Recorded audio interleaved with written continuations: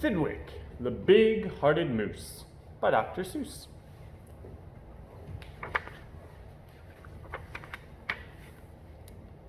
Up at Lake Winnebago, the far northern shore, lives a huge herd of moose, about 60 or more, and they all go around in a big happy bunch looking for nice tender moose moss to lunch. Up at Lake Winnebago, one day they were lunching, just strolling around and enjoying their munching, for the moose moss that day was especially fine, when it happened that Thidwick, the last moose in line, saw a bingle bug sitting. The bug called out, "Hey, it's such a long road and it's such a hot day. Would you mind if I rode on your horns for a way?" "Of course not," smiled Thidwick, the big-hearted moose. "I'm happy my antlers can be of some use. There's room there to spare, and I'm happy to share. Be my guest, and I hope you'll be comfortable there." So the bingle bug picked out a nice easy seat, and the moose went on looking for moose moss to eat. Well, an hour or so later, the bug heard a squeak, and he heard the small voice of a tree spider speak. "I say," said the spider, "you've got a fine place. That moose seems quite friendly, has such a nice face. If I got on too, do you think he would mind?" "Hop aboard," laughed the bug, "and I think that you'll find that the moose won't object. He's the big-hearted kind." "I accept," said the spider, with joy and delight, and he started a web on the horn to the right. While the spider was spinning, he heard a gay song, and a fresh little zinazoo bird came along. He stopped, and he stared, and he chirped, "Well, well, well, what a smart place to build. What a great place to dwell. I've been living on trees ever since I was born, but here's something new. Why not live on a horn? If there's room there for two, then there's room there for three." "There's plenty of room," laughed the bug, "and it's free." Thidwick stopped walking. What was all that talking? These guests had caught Thidwick the moose unawares. "Hey," he called out, "what goes on there upstairs?" "Just building a nest, sir," the zinazoo said, and began yanking hairs out of poor Thidwick's head. And he plucked out exactly 204. "Don't worry," he laughed, "you can always grow more." Then he dozed off to sleep in his fine moose hair nest. "This bird," murmured Thidwick, "is sort of a pest. But I'm a good sport, so I'll just let him rest. For a host, above all, must be nice to his guests. Besides now, it's getting quite late in the day, and surely tomorrow they'll all go away." But alas, the next morning the sun's early light brought to Thidwick's sad eyes a most unwelcome sight. "Meet my wife," said the bird. "I was married last night. And perhaps, by the way, I should mention to you that her uncle is coming to live with us too. You're a very fine host, so I know you'd be willing." Then the uncle, a woodpecker, started in drilling. All Thidwick's friends shouted, "Get rid of those pests!" "I would, but I can't," sobbed poor Thidwick. "They're guests." "Guests indeed," his friends answered, and all of them frowned. "If those are your guests, we don't want you around. You can't stay with us because you're just not our sort." And they all turned their backs and walked off with a snort. Now the big, friendless moose walked alone and forlorn, with 4 great big woodpecker holes in his horn. "What holes?" whispered Herman, a squirrel who spied him. "What holes to hide nuts in? Mind if I tried them?" "They're yours," called the woodpecker. "Get right inside 'em. This big-hearted moose runs a public hotel. Bring your nuts, bring your wife, bring your children as well."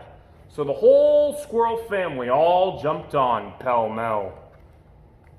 And the very next thing the poor animal knew, a bobcat and turtle were living there too. Now what was the big-hearted moose going to do? Well, what would you do if it happened to you? You couldn't say scat, because that wouldn't be right. You couldn't shout scram, because that isn't polite. A host has to put up with all kinds of pests, for a host, above all, must be nice to his guests. So you'd try hard to smile, and you'd try to look sweet, and you'd go right on looking for moose moss to eat. But now it was winter, and that wasn't easy, for moose moss gets scarce when the weather gets freezy. The food was soon gone on the cold northern shore of Lake Winnebago. There just was no more. And all Thidwick's friends swam away in a bunch to the south of the lake where there's moose moss to munch. He watched the herd leaving, and then Thidwick knew he'd starve if he stayed here. He'd have to go too. He stepped in the water. Then, oh, what a fuss! "Stop!" screamed his guests. "You can't do this to us! These horns are our home, and you've got no right to take our home to the far distant side of the lake." "Be fair," Thidwick begged with a lump in his throat. "We're fair," said the bug. "We'll decide this by vote. All those in favor of going say aye. All those in favor of staying say nay." "Aye," shouted Thidwick. But when he was done, "Nay!" they all yelled. He lost 11-1.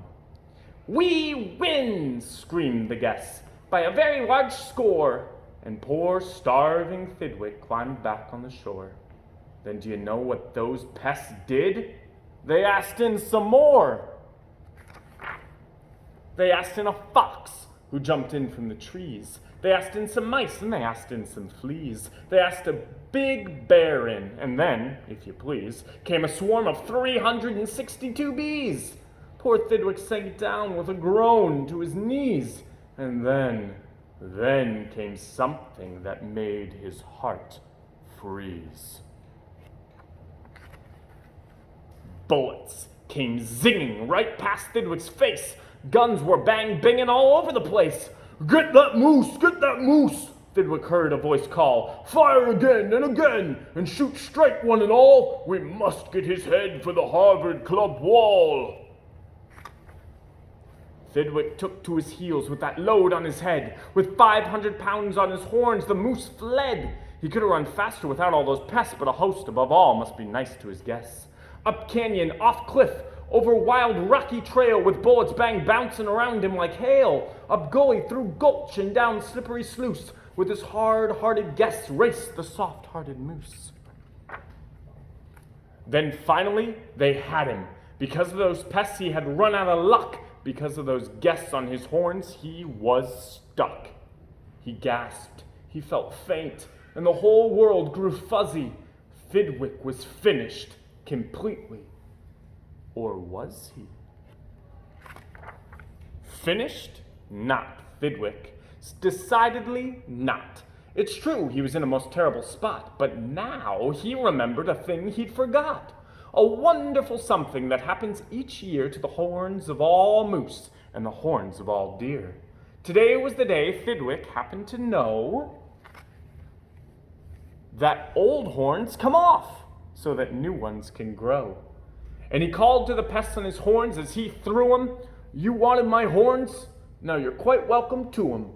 Keep 'em, they're yours. As for me, I shall take myself to the far distant side of the lake."